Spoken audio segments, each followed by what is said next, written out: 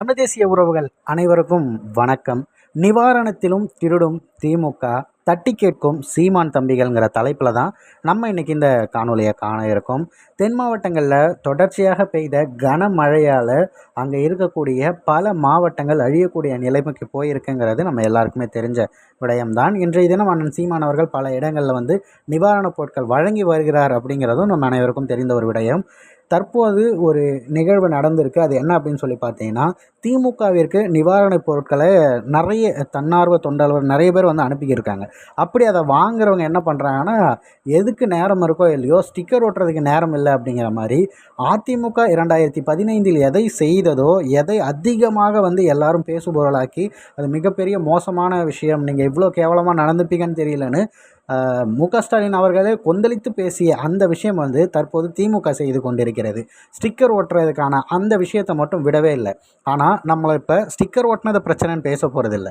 Sticker ஒட்டிய பிறகும் கூட அதை எடுத்துகிட்டு மக்கள் கொடுக்கும்போதும் கூட அந்த காய்கறிகளை காசு கொடுத்து வாங்குங்கன்னு சொல்லிட்டு ஒரு விலை நிர்ணயம் பண்ணி அங்கே இருக்கிறவங்க அவங்க ரொம்ப ஆதங்கத்தோடு பேசுகிறாங்க. மக்கள் நீங்கள் அது கவர்மெண்ட் கொடுக்குதுன்னு பார்த்தாலே தெரியுது, அவங்களுடைய படங்கள் ஒட்டி கொடுக்குறத வச்சே தெரியுது. ஏன்னா நார்மலாக ஒருத்தவங்க விற்க வரவங்களுக்கும் ஒரு கவர்மெண்ட்டுடைய, அதாவது முதல்வர் அவர்களுடைய படங்கள் ஒட்டி வருவதற்குமான வித்தியாசம் தெரியாத அளவுக்கு தற்கூரியாக நம்ம ஒன்றும் வழலை. அதை பார்த்தாலே இலகுவாக தெரியுது.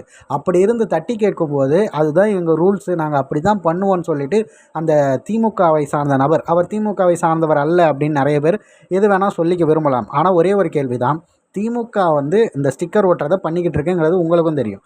அப்போ அந்த ஸ்டிக்கர் ஒட்டி வர ஒரு காய்கறிகளை ஒருத்தர் எடுத்துகிட்டு வராருன்னா அவர்களுக்கு சம்பந்தம் இல்லாமல், அவர்களுக்கு தெரியாமல் யாரோ ஒருத்தவர் எடுத்துகிட்டு வந்துட்டாரா, அவர் எடுத்துகிட்டு இந்த மாதிரி பண்ணுறாரா, அதாவது வலியில் பாதிக்கப்பட்டிருக்க அந்த மக்களுக்கு இன்னும் வலி கொடுக்கக்கூடிய ஒரு மோசமான ஆட்சி இன்று நடந்துகிட்ருக்கு அப்படிங்கிறதுக்கு இது மிகப்பெரிய சாட்சியாக பார்க்கப்படுகிறது. இந்த காணொலியை இணைச்சி விடுறோம் பாருங்கள். இந்த நிகழ்வு குறித்து உங்களது பார்வையை பின்னோட்டத்தில் பதிவிட்டுடுங்க. பாருங்க, இவ்வளவு வெள்ளத்திலையும் காசுக்கு காய்கறி ஊத்திக்கிட்டு இருக்காங்க.